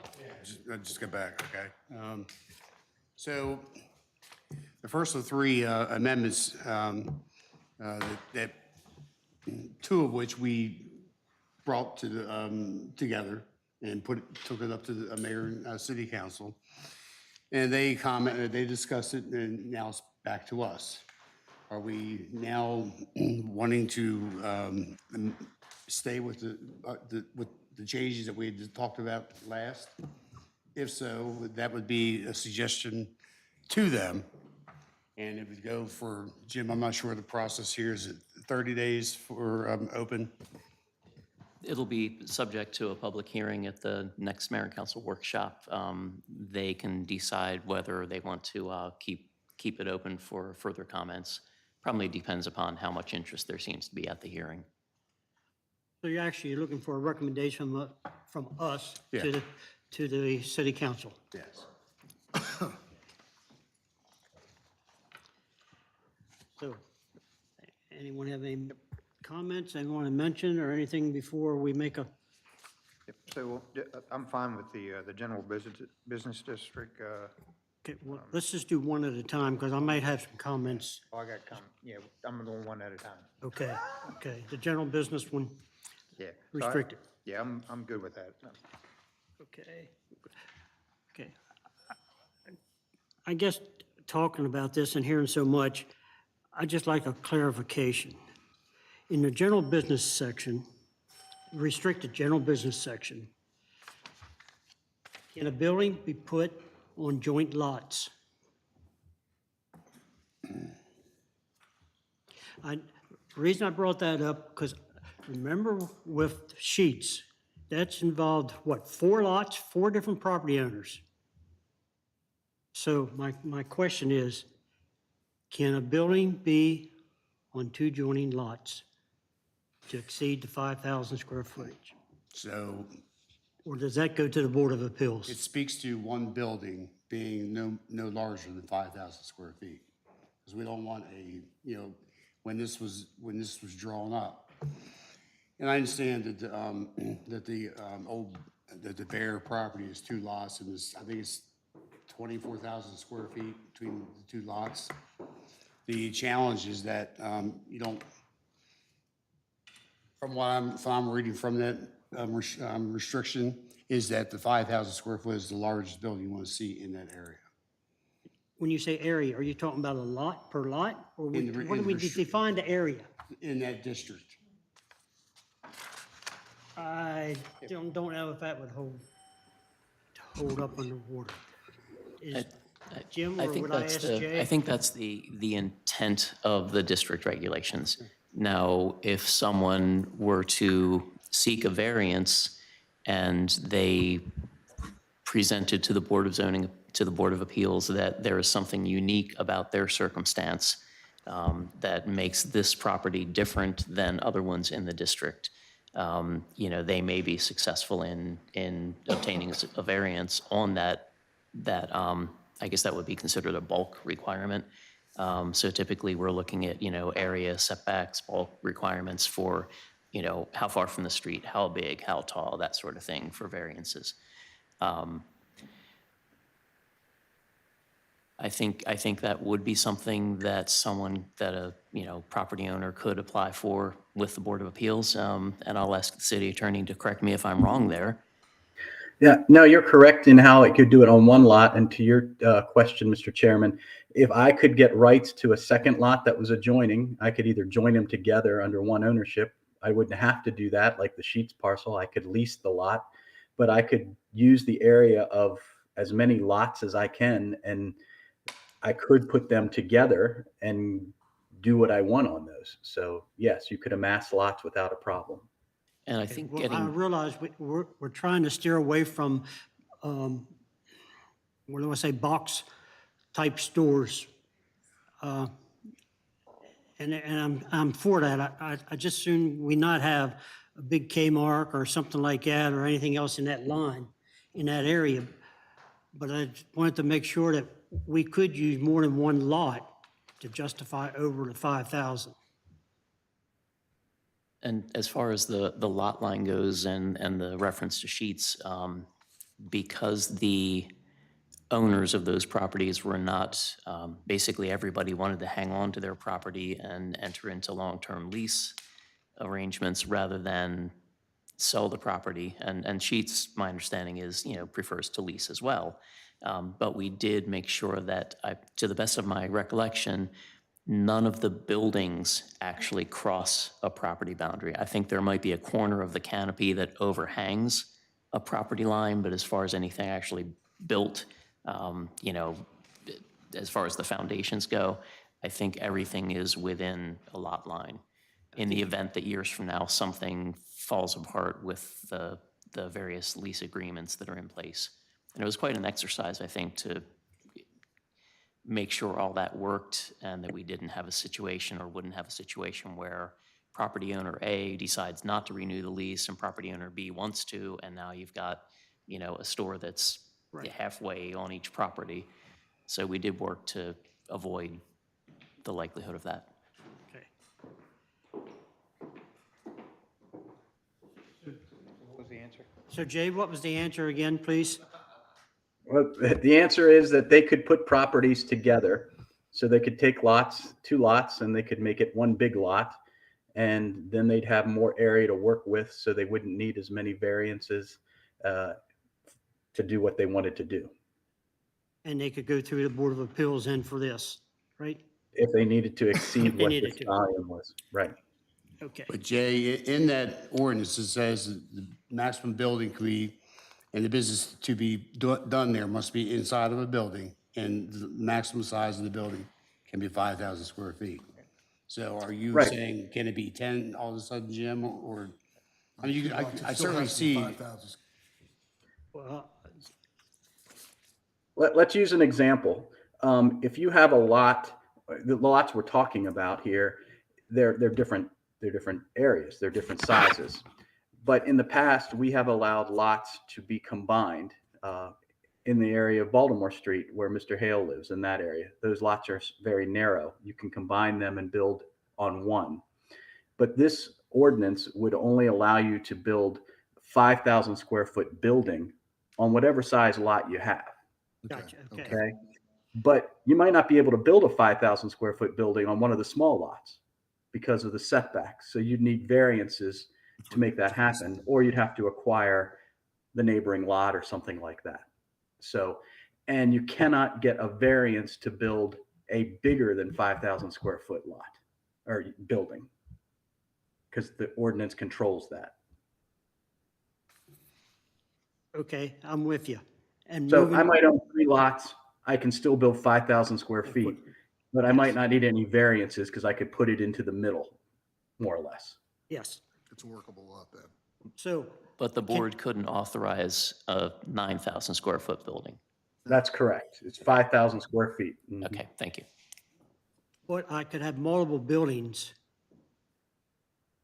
in that same lot that didn't equal to 5,000 square feet, right? I don't see why not. I'm moving from the Bear property over to the LaFavor property, because we've got two situations there that could develop an issue. So am I correct on that part? As far as the buildings go, I still think you can't exceed 5,000 square feet total. Okay, That's what you're saying. Right. But then you're going to get into a use issue, because you probably cannot have 2 separate uses on the same parcel unless they're related somehow. So I could have the building and a storage shed, 2 separate buildings, all less than 5,000 square feet on one parcel. But I couldn't have the main building and then the motorcycle repair shop out back, because they would be 2 separate uses. all right, gotcha. Okay, I'm good with that. Thanks. Okay, you guys have any other questions? because I'm still concerned what we're going to do with the pizza shop. All right, so I guess is everyone in agreement? Or did you make a motion yet? Do we have a motion on the floor or a recommendation? Okay, I'll entertain a recommendation to go to the city council for a recommendation on this, against or opposed, stated, which you, Yeah, so I'll make a motion that we accept. recommendation. Recommendation, okay. Make a recommendation that we follow this, the red line of the restricted general business district format. is presented as before us this presented evening. right here. Okay. Mr. Myers made the motion, or made the recommendation. Is there a second to that? I'll second. Okay, all those in agreement, signify by saying aye. Aye. Opposed likewise, carried. Thank you.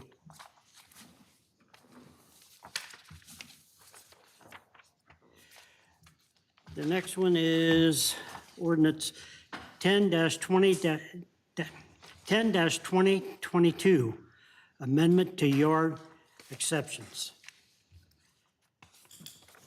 Before we do further than that, I got very confused listening to the city council, how that went through. So, I believe we went around a bit. you went around quite a bit, and I don't know where you got off But at. I think ended up with pretty much the way it is. Yes, but ultimately the decision was to Yes. keep it at 50% and 60% because people agreed that 2 backyards abutted versus 1 perpendicular to the other, that there was a difference that was appreciated in that sense. So we landed on the language as it is here. Okay. I'll take a recommendation, unless Well, somebody has other comments. I have other comments. Okay. So, so if I follow through the 50% reduction and everything, so if we have a 36 foot from the line, the building, right, and we 50% reduction, so that's 18 foot from the line is where you can put your fence, right? 6-foot fence, come off the building, Yep. 18 feet. Okay, and then, so you have 18 feet to your line then also, right? If it's 36 feet. from the line, 50%, right? yes, yeah. Okay. Whatever, yeah. So then you'd come back 7 or 8 feet, that's your grass strip and your sidewalk and everything. So the bottom line is you're left with like 10 foot of your yard that is outside the fence. Right. So for me, and we talked about it before, as far as what the neighbor, what's the view going to be if you bring the fence all the way out to the end? So I actually, I drove around and I saw on O'Brien and Quonset Street, so that has a 4-foot fence comes down, and then there's a 6-foot fence at the back, which is really the side yard of the next house down. I really don't see that being detrimental to that guy's vision or whatever. So what I think is important is that when you pull up to the intersection, the visibility that you have down, so you don't want the 6-foot fence up there, so it needs to be back there away. But for me personally, if I own that property and I got to put in my fence and I got 10 foot of grass that I can't use on the outside of my fence, I think that's just not good. Yeah, so Dan, on that fence at 11 Quonset, the fence has issues, okay? All right, it's- The one that is on, there's a The 4 foot white- into the 6 foot. Yeah, so that's one of the, so that's what got us thinking about this fence ordinance. And I'm out there telling people, look, you can't, part of the ordinance, you can go 15%, write the letters to your contiguous neighbors, and hopefully you get along with them, or they can say no. All right, then at that point, I don't believe the BOA is an option on that scenario. With what we've done, is we're giving people the flexibility that you had, it was nothing, it was 4 feet, and that's all there is to it. So this gives great relief to the people that have corner lots that want more privacy. And, and not going all the way to the street with a 6-foot fence, because in most intersections, that would be very unsafe. So with that, keeping the 60%, or going out 60% or 50%, I think it's the best option so far. We put. Well, I guess you'd have to rewrite everything, but if the issue is the visibility from the intersection, why don't you put the dimension from the intersection to where the fence is? Well, not many, but some side yards are 40 feet, or front yards, most are 35. Right. You get a hodgepodge as you go around some of the other areas. That's why you say so many feet from the intersection you're not going to obstruct the view. Well, that's It one. it can't be any closer than what the front of the house is to the intersection.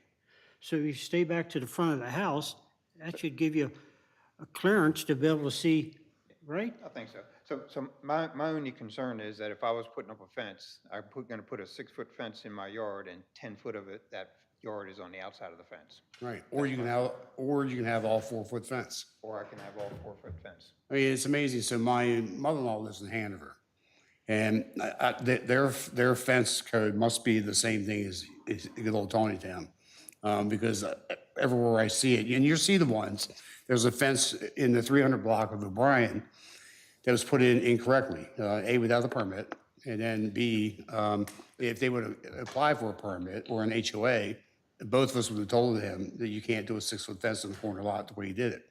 So this is the O'Brien and. This is a separate fence, your first example, that fence is wrong and per code needs to be corrected on that neighboring lot. The O'Brien and Quonset. Yeah. So we're talking about that. I'm talking to those people. Yeah, so when we discussed it last month, we were talking about the 6-foot fence in the guy's side yard, and you come out your front door and you see the fence there. I don't see that being an issue. That's bottom line. Gotcha. Okay. Any comments on this end? Okay, recommendation?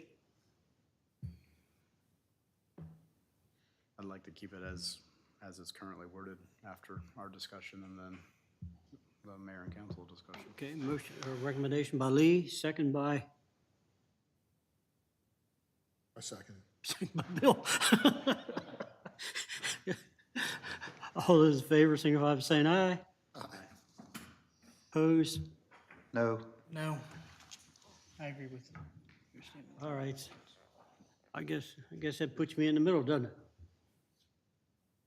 So I 1, 2 for and 2 against, right?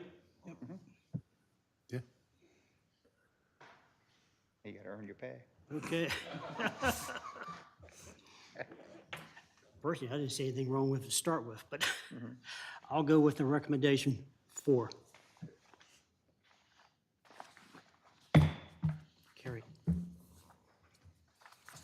But I do agree, what do I do if I 10 foot of lawn on the other side of the fence that I can't use? Yeah. But I gotta mow. You gotta mow. All right. Ordinance 11, 2022, amendment to downtown business district.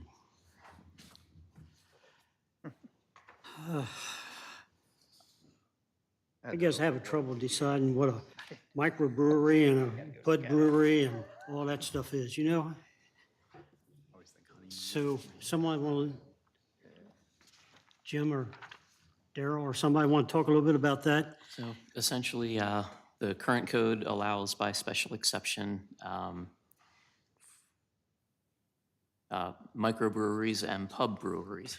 And we are just adding a variety of additional alcohol-based uses such as meaderies, wineries, and distilleries as licensed by the state. So it's really just broadening the opportunity for those to locate in the downtown business district.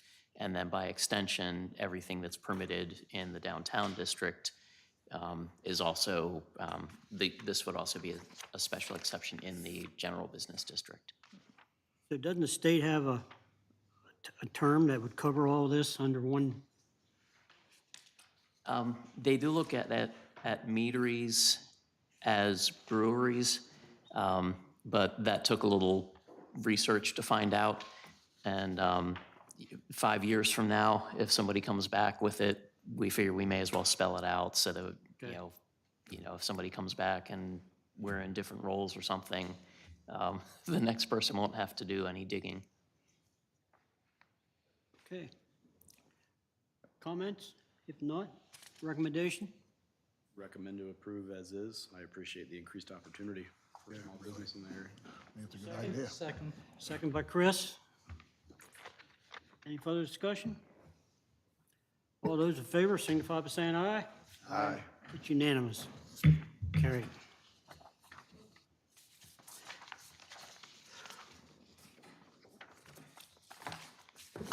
Planning and zoning report. Daryl, your report, So, as you all know, the MPCA conference training happened late October. It'll be the same, probably around the same week next year, so if you plan ahead, it's normally 2 days. Not quite sure where I heard it's going to be next year, but it won't be, as close as it was in Frederick, of course. I wrote a letter about Garnet Ridge and some of the observations from the planning office about some of the things in their concept site plan. And it sort of suggests going forward that when a concept site plan comes in, we not vote on it that first time. You just give it a chance to, to get people thinking. And what we gave the CSLI tonight was probably 100 hours worth of work. So it's gonna be a while till they get it together, but we're getting better opportunity and whatnot. The bike trail thing is huge. And it would be nice if that and our roadway get through another parcel. So from the letter, and I'm not gonna read each line, but historically, different planning commissions have not made the alleys happen. And alleys are one of the things that can go into a community village. They don't have to. Nothing has to, but most of those things should. The community center, different types of housing, whether it be condos. We're looking at duplexes and triplexes, if you will. What about condos? When we have these kind of discussions, it's helpful to have those. Maybe they're just maybe a condo is not what these people want. I know that Carol Vista's got some pretty large downsizing houses at 30-some hundred square feet. I know my mother would not want that much square footage. But anyway, in any case, Carol Vista, that was the first community village we had here. It doesn't look, it looks a good bit like a community village, but not really. The backloaded housing garages is really not, from what I've been hearing from the builders, what age targeted or especially senior housing, senior living housing is not really what they want. So I can see how things have changed on that aspect of it. Then we're starting to see a lot of what we are starting to see a lot of, because the alleys were initial in Meads, going back to Carol Vista. You normally don't require alleys on a different zone type property. Like if your buildable lot backs to another property, alleys in the back are not really recommended. So that's one requirement. So Garnet Ridge fits that bill exactly. I don't think Sewell's does, but the other thing to think about is they're coming in here. A lot of these developments coming in with small roads, small streets. The street that Lee lives on is very narrow. We had one person decided it'd be really a good idea to park on that street. Well, two lanes can't move past each other. They can on a 20-foot or a 22-foot street. But if one person parks, then the other person's going out in the traffic.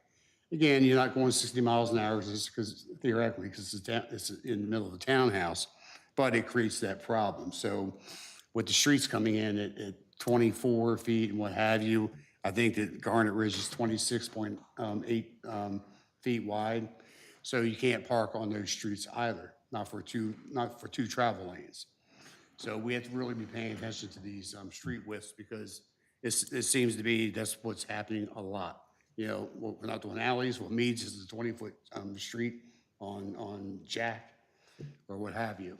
Okay, so we got to be looking for that. So these are the things that that really stick out. Garnet Ridge, there's a lot of wetland and wetland buffering challenges. So, that's another reason why they can't do as many good things there. I did notice on that plan, and on the one drawing that he had up here tonight, the conceptual, The fire rings are a big deal, and they're huge. So they're not allowed in town either, so, per code. In any case, that's all I have. Any questions on that letter? No comments, Jim? The only question I had, so when they came in here the first time, they said they were gonna have parking on one side, right? Isn't that what they told us? I thought they said. I don't, Don't remember. I don't believe so. I don't remember that either, but that's. Okay, that's fine. So, how many parking spots do you have to have for a unit? So they have like 2 off-street or 3 off-street, or? I want to say for a retirement dwelling, it's only 2 per dwelling. 2 per dwelling? It's for a conventional single-family house, it's 3 per dwelling. Does that count like 1 in the garage? Yeah. 2. Yeah, the 2. Yeah. Off-street. Right. And maybe just to elaborate a little bit on the community village aspect of Garnet Ridge, maybe in contrast to Meads Crossing or Carol Vista or the Sewell Farm. So with Carol Vista, the retirement dwellings were not required to have the rear alleys. That was, explained to, and I believe they went to the Board of Appeals in that case for relief of the rear-loaded garages. And that was granted. But they did stick to shorter driveway lengths to encourage vehicle parking in the garages instead of out, in the driveway, essentially, in front of the house, where you see parked cars in front of every house. So Carol Vista did stick to a lot of the design aesthetic of Community Village, and there are very few lots at Carol Vista that actually abut, where one rear yard abuts another.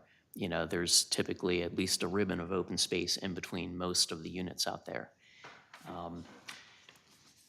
Garnet Ridge is a little closer to that aesthetic, I think, than we ended up with Meads Crossing. Again, Garnet Ridge they are retirement dwellings, but it looks like, and things aren't dimensioned on that concept plan, so, with the line thickness, when you put a scale on it, you could be off a couple feet. But it looks like they've followed a little bit more of the community village aesthetic with the shorter driveways to encourage parking in the garage and things like that. What we saw with Meads Crossing was basically use of the Development Rights and Responsibilities Agreement to circumvent a lot of the community village design criteria. And just from looking at the Sewell concept, I think they've kind of taken a page out of the Meads Crossing playbook because they have similar parking facilities and similar, front-loaded product, and of course, no alleys. And again, where previous commissions have never required alleys to be along the perimeter of the property where they would only serve houses on one side, even the original Meads Crossing, when they did have alleys, they weren't required to do alleys around the perimeter. And that's kind of the layout for Garnet Ridge, where most of those units are, it's a relatively narrow property. So design-wise, alleys may not really make sense there.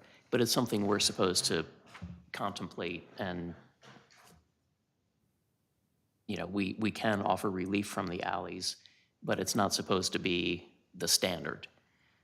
So a project like Garnet Ridge, maybe it makes more sense to not require the alleys there because it's a small parcel, and most of the units, because of the wetlands and things, are pushed out to the perimeter.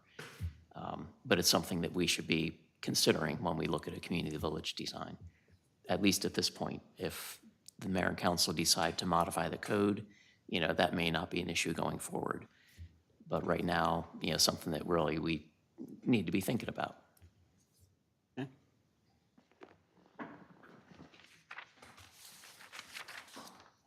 Anything else on? All right. I guess the next thing, moving on to the active project list. All right, so the only other thing I have for my report, Jim, would be 2 letters for on Bollinger Park. that thing just really can't get through. We're waiting on a variance. We're waiting on a variance, and I think one other letter with grading. Other than that, nothing else. Move on to the construction phases. Anything there? That, again, I have nothing else on the construction phase projects. Okay, I thought we talked, or you mentioned last month that some of these projects will be coming off the list soon. We That hope. was a month before. Oh, was that the month before? Yeah, it was the month before. Well, they're still here. No, 6 and 7 is still viable. Okay, right. Sheets, they've never gotten back to us. I don't know which other ones you're talking about, but Well, just go down the list. You said sheets. Let's jump to the next one, FAPCO. What's happening with, are they buying some more property? Or town thinking about annexing something else? Or what's the story with VAPCO and their development? we haven't been. You haven't been included? Sorry? Yeah, okay, go ahead. I'm sorry. Yeah, they haven't, we haven't talked to them in a while. I'm not Okay. really sure what they're doing there. We'll be meeting with economic development folks from Carroll County to try to update each other on the status of that. EVAPCO's been having conversations with the city as well as the county and the state from an economic development perspective, and we're all trying to get on the same page at this point. They've certainly expressed concern about the cost of benefit assessments for the water and sewer capacity that they would need for a future development of that property. There's been discussion of annexing versus not annexing and what that would look like for them to develop the property down the road. There's a lot of moving parts with this one. All of our potential Antrim Boulevard bypass alignments cross this property at some point, and EVAPCO is aware of that. So there's a lot we need to figure out on this. It appears that keeping EVAPCO within the city corporations would be a benefit to the city of Taneytown. Sure. So, But there's also a concern of if the city sponsors or foots the bill for providing infrastructure for growth, especially on a property we don't own, there is a school of thought that suggests that cities or towns could be more like a developer in that, you acquire a property, develop it, and then sell the parcels at a premium after you've added infrastructure. That's not the conventional way of approaching things. Typically, we let somebody else develop it and, pay for all the infrastructure. But there are a lot of questions with EVAPCO right now as far as, how we're going to serve the property, who pays for water and sewer to get out there, and, a lot of questions and not so many answers yet. but that is a fairly clean and industrial, manufacturing company. Sure. I think it'd benefit for the city of Taneytown to Sure. do what Oh, we can do. we would absolutely love to annex the parcel and have them develop, within the city limits, absolutely. We just need to be able to come to agreement on what that's going to look like. But then you're creating Ireland, those 5 houses that aren't incorporated. And that's been discussed as well. Yep. So we're well aware of that and how the annexation plat would have to be drawn to not create that problem. So it might be annexing up to the backs of the houses on Crouse Mill Road and then, going around them, but stopping at Crouse Mill Road so that we don't create an enclave issue. Okay. And it looks like the Duffy project out there is moving right along too. Yes, it is. Yep. Actually, I did part of your stuff there, so, all right. I guess we can move on into Jay with the legal update. Yeah, Mr. Chairman, members of the commission, as stated earlier, the hearing on the 3 ordinances that you just made your recommendation on will be heard by the council on December 7th. It's likely that if there isn't any major opposition or changes, that they'll adopt that the following Monday, and then there's a waiting period before it becomes effective. So by the new year, those new ordinances should be effective. We've been working on issues regarding sewer capacity. They're not quite ready for prime time yet, but that's going to have an impact that you're going to need to know about. The council's going to need to know about. It's along the lines of what you've already heard, but we're getting more specifics on that. Eventually, there'll be something that the city staff and I will be putting together that will give you an idea of where we're headed with sewer capacity and possibly putting in some, I'd say targets, but at least some mileposts so you know where we are when you start approving things and how that'll affect it. So that plays into what you were talking about earlier tonight. Unless you have any questions, that's all I have. Any questions for the attorney? Nope. All right, thank you, Jay. Okay. Anything from Tiffany since she's not gonna be here, not here this evening and on vacation or whatever? All I got was out of office. Yeah. All right, old business. New business. You guys in favor of moving that to next month? Yes, I didn't have an opportunity to review it. Okay, you have to stay after class then. Okay, moving on. Anyone have any issues, any questions, anything? Nope. Anything from the floor? Anybody have any comments or anything want to bring before us? Well, while we still have a little bit of an audience, and we probably should have done this while the room was a little bit more packed, but there were some things brought up during Sewell this evening that I think you guys could do a little better job tooting your own horn. For example, we talked about the bike trail idea. We've hashed that out. When Meads Crossing was through, we had them modify their trail network so that if the rail trail ever did come through, there'd be a point of connection for it. We've now, folks seem to forget that from Angel Road down to downtown, it's an active rail line and not particularly, subject to a rail to trail project at this point in time. But you guys, have approved the bike and pedestrian master plan that has those connections, that has the idea of the trail network following Piney Creek. So it's not, those are good ideas, but they're ideas that we've talked about and we've implemented, plans to get them on the books. So I think sometimes folks don't give the city enough credit for thinking of some of these things. When we have had those conversations and we do have plans in the works for things like that. So just food for thought, I guess. All right.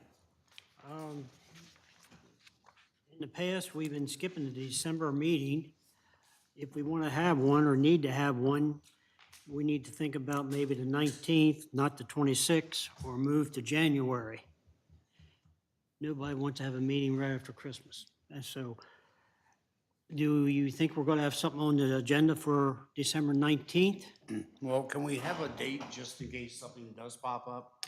I'll go with a no meeting, but if something does pop up, don't hold anybody up. Okay. Or since January is a long month, nobody wants it the 2nd. If we have it the 9th, and then we have 1, 2, 3 weeks later, we have another one. So you're probably right.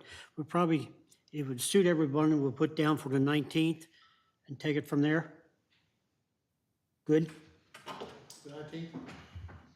Okay. If needed. If needed. And we would like to know that at least 2 weeks before that.